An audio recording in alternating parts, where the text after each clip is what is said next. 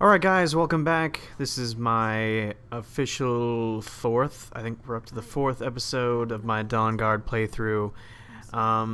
The story thus far, for anybody that missed the last three, you basically have to go to the castle, and this guy who's with the Dawnguard tells you to investigate this cave, Dim Hollow Cove or whatever, and that's where we are right now.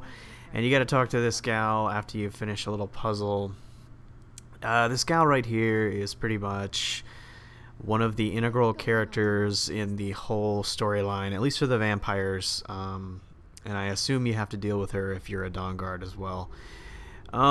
She's pretty much the main I would say that one of the main characters of this game, and so you're going to be seeing a lot of her.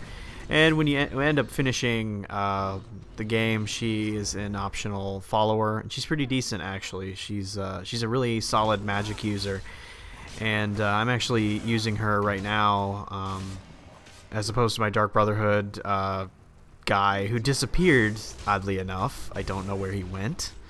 He just kind of vanished. I had a Dark Brotherhood gal who disappeared or died. I assume she died because I can't seem to find her in the place that I left her. And then there was another guy in the Dark Brotherhood who followed me around for a while and then kind of just disappeared. I told him to go back to the sanctuary and he never did. So long story short, the AI for the followers is really glitchy and blah blah blah. You already knew that.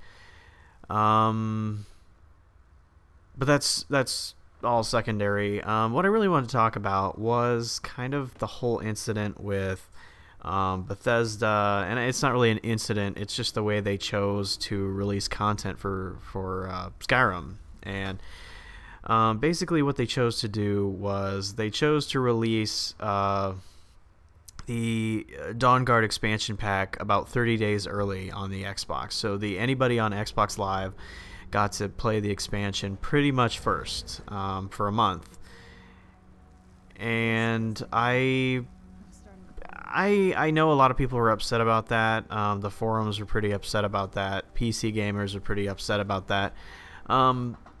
I wasn't just incensed with rage like a lot of people were, and a lot of people were raging pretty hard about that.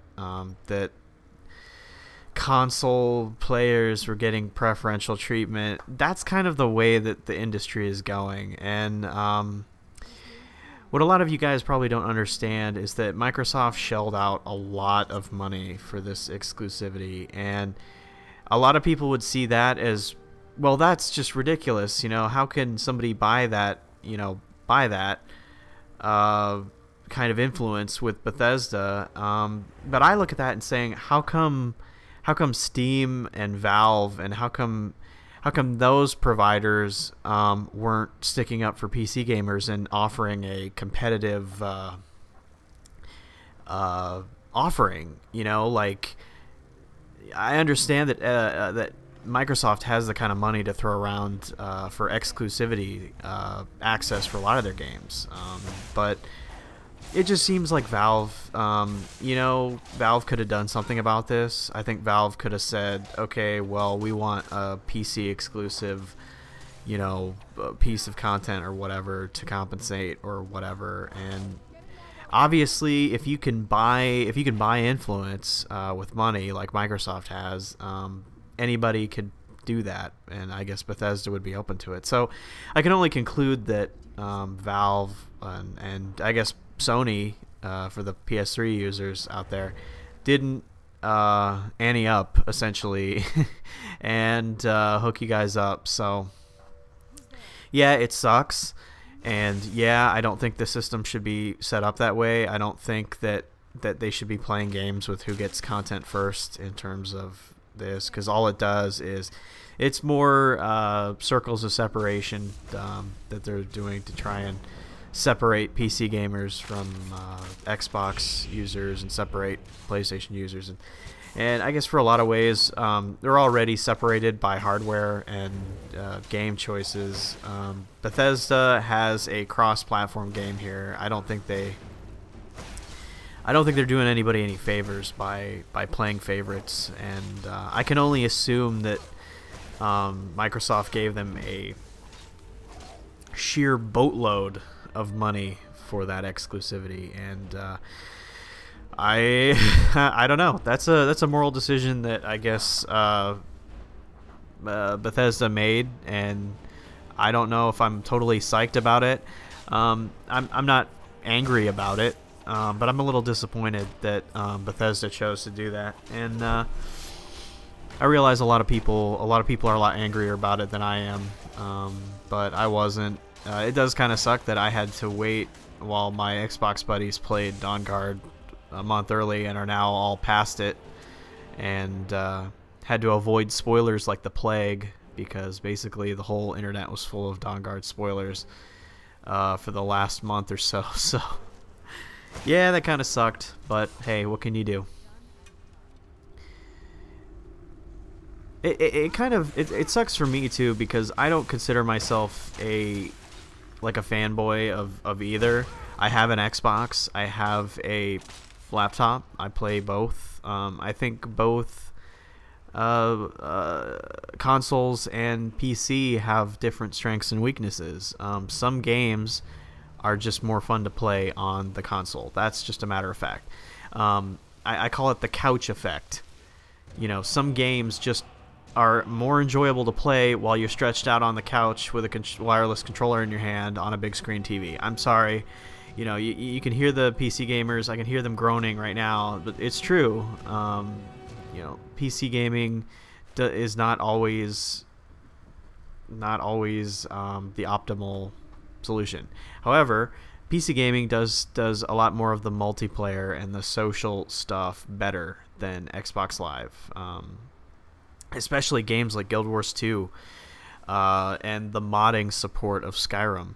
You know, Skyrim is such a buggy game. I have a bunch of plugins that fix basic problems with the game, and you know, you can't do that on Xbox. You can't do that on a console, and so it's a trade-off. It's a trade-off, and I think the PC players will get over it.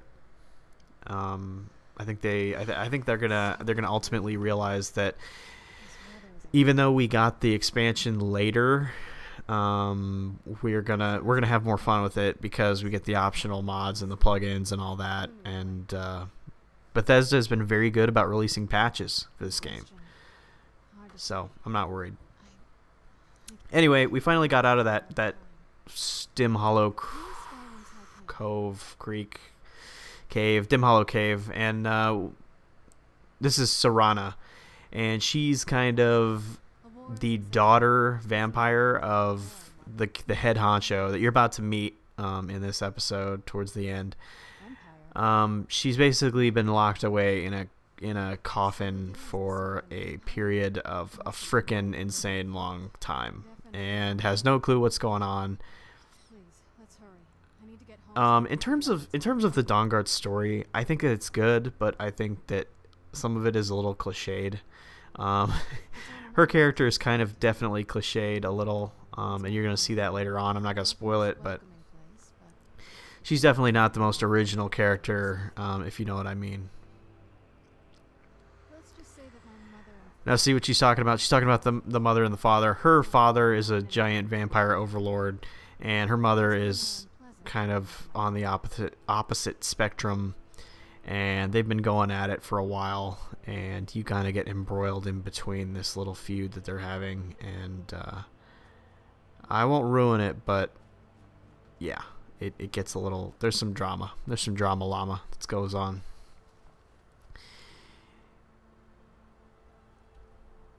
Now, as you can see up here, the new keep.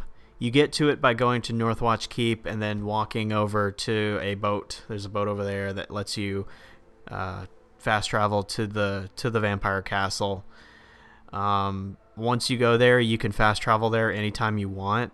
So that's really handy, especially considering it's kind of glitched out here, and I don't know if it's just the way Skyrim was, or I don't know if it's something wrong with the content that they have. But a lot of times you can't fast travel when you're out on this pier out here, because it says there are enemies nearby when there aren't. And I don't know if it's just one of those slaughter fish in the ocean that's too close or whatever. That's a problem that I've had with Skyrim for a while now. They need to work on that.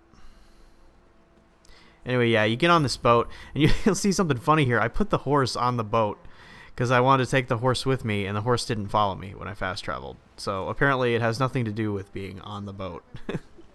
Who comes with you?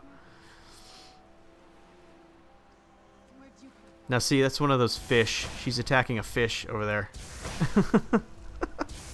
And talking to it, I might add.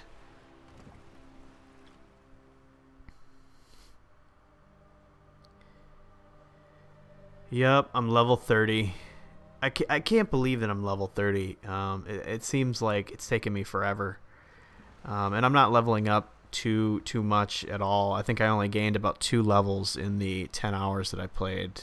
So at this rate, I am not expecting to hit the level cap anytime soon.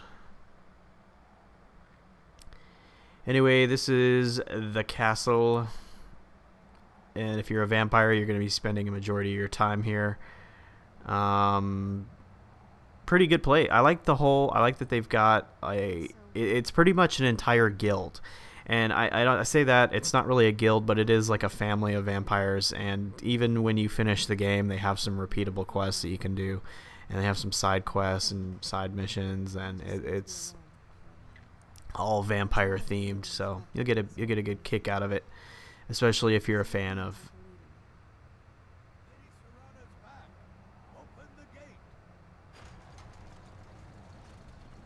Now, if you see that tower back there, Dawnguard dudes spawn in there, and I don't know why. I don't know how they get over there, but you'll see later on when I run out here.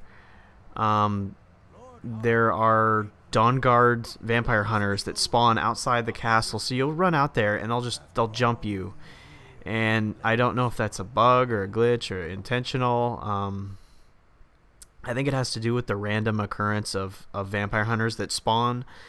Like I said in the previous episode, they've introduced this system where basically you can have vampire hunters spawn around you and come in after you if you're a vampire.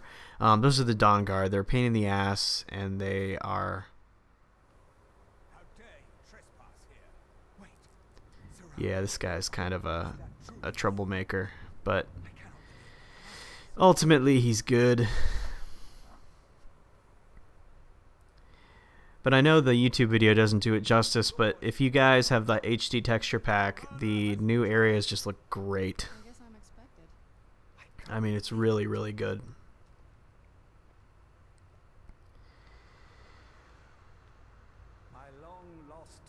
So this is kind of the vampire at the main hall of what you're gonna, where you're gonna be hanging out and getting your quest. This dude is Harkon. He is the big vampire dude. He's a big schemer. Must I really say the words aloud? Ah, if only your traitor mother were here, I would let her watch this reunion before putting her head on a spike. Now tell me, who is this stranger you have brought into our hall? This is my savior, the one who freed me. For my daughter's sake. Now I assume this is the choice that you're given. Basically, Harkon gives you the choice where you can become a vampire lord, or you can be exiled from his castle. And I assume you go back to the Dawnguard and.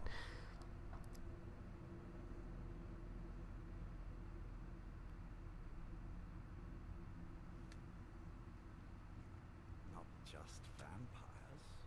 We are among the oldest and most powerful vampires in Skyrim. For centuries we lived here, far from the cares of the world. I don't want to spoil it, but Lord Harkon has a pretty epic sword Which I valued most. that you get later on, which is pretty nifty. I was about to suggest that very thing. Yes, you must certainly deserve a reward. I like the vampire armor too. You're gonna see later on that you get some vampire armor, and it's pretty decently spec'd. I want to say it's light. Men will tremble at your approach, and you'll never fear death again. You know, as much as this is kind of rooted in the storyline, this is kind of just the tutorial part of the expansion. He's basically going to show you how to use your Bloodlord powers, how to morph, how to do all that stuff. I'm going to talk in the next episode. I think I'm going to talk about a little bit more about the Bloodlord, what it kind of means for your strategy, and like you see here, he's morphing. Although you don't look goofy like he does. Make your choice.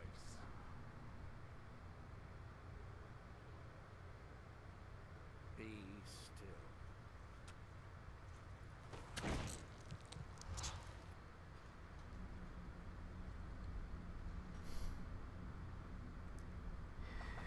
But yeah, this kind of highlights some of the changes that they've done in terms of the vampires in Skyrim. They've completely overhauled it. Even if you're a normal vampire, not a vampire lord, your abilities, specifically the fact that being blood-starved doesn't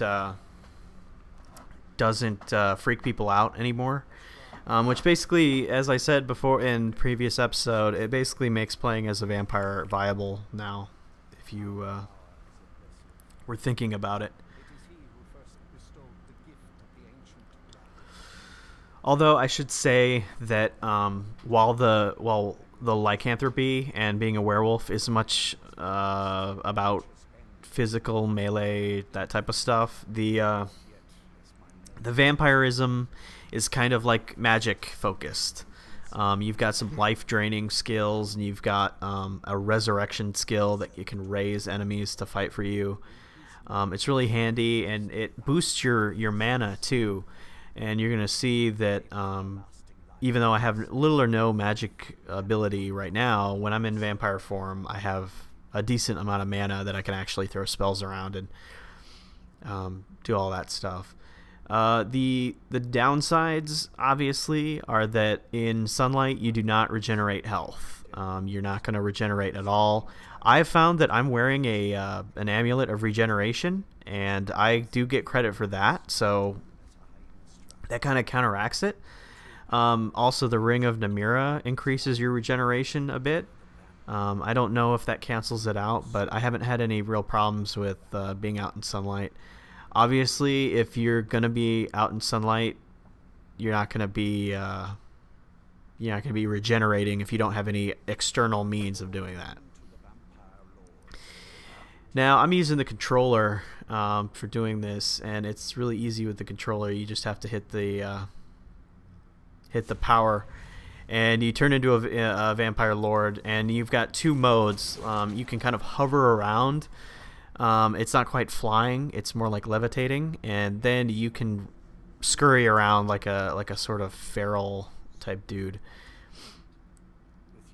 You can see in your right hand you've got the red life stealing. You can shoot a ball that explodes into a giant thing of life stealing, and anything caught in that is going to have their life stolen and given to you.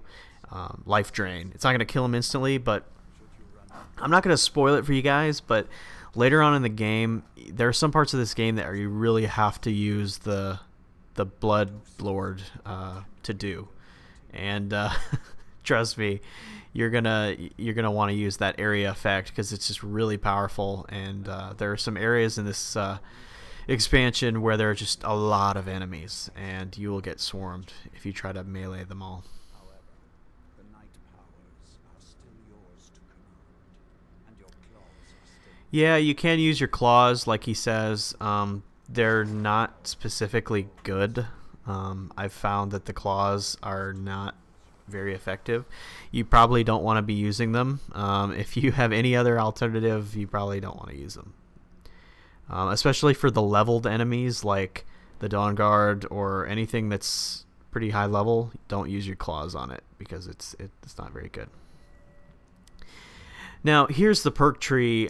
Basically, while you're in vampire form, the only thing you can do is look at this perk tree. You can't use your inventory. You can't change spells or whatever. You can only go back, and that's the end of the episode.